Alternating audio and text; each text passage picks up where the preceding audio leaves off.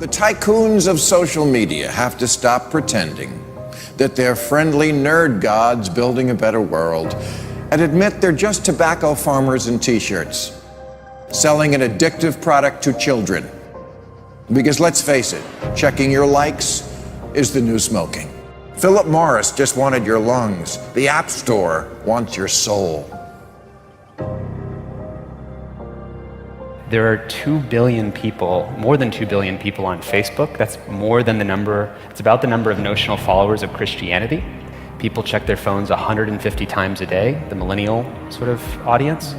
And so if you think about it, from the moment you wake up, it's like you're jacked in to this environment.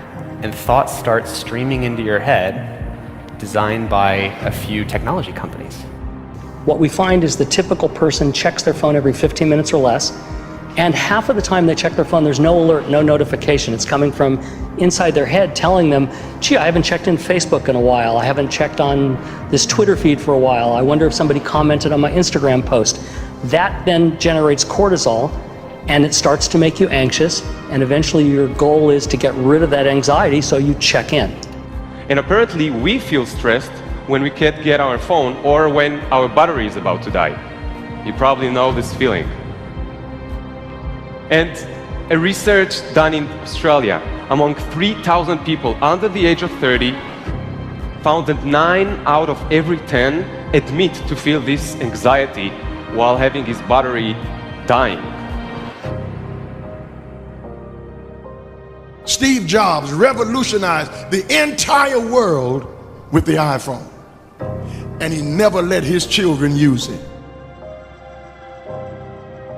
because he did not want them dependent on technology. Right now, an infant is getting their first laptop that's soft and squishy and makes noise. Right now, a child is being born online and being favorited and retweeted.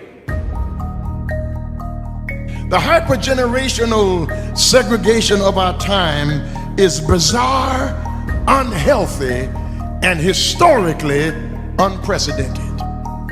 You've never seen the like of people sitting at a table in a restaurant not talking to each other because they're texting and using their Facebook and Instagram and Twitter, and they are at the table and don't even know each other, in the house and can't even talk to each other. And the pressure that's on us to be like everybody else is so great that everybody tries to live like they're in a reality show. As a culture, we don't have enough in common anymore. And that's because the internet, which was supposed to unite the world, has become too adept at serving us personalized content. Do you know what I saw on Yahoo's front page this morning? No, you don't, because mine isn't the same as yours. People get news feeds now that just spit back customized stories based on what we've clicked on in the past. We are great consumers, but poor producers.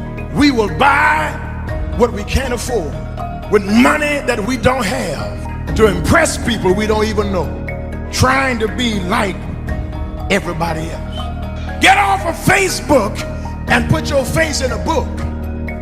Right now, a teenager is photoshopping their selfie. because as a society, we're telling them they're not good enough. Right now, influencers encourage narcissism without knowing the breadth and depth of their impact on their audiences. Right now, 40,000 spectators are in an Olympic football arena watching a competitive esports competition because this is this generation's football match. There's always this narrative that technology is neutral and it's up to us to choose how we use it. This is just not true. Technology is not neutral. It's not neutral. They want you to use it in particular ways and for long periods of time because that's how they make their money.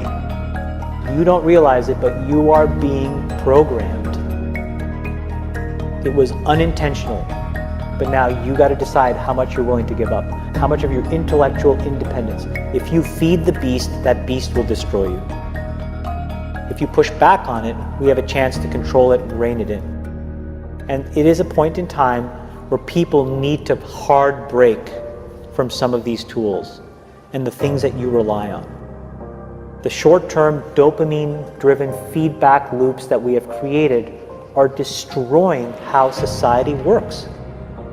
No civil discourse, no cooperation, misinformation, mistruth. And it's not an American problem. This is not about Russian ads. This is a global problem. I challenge everyone to try going 1 week without social media.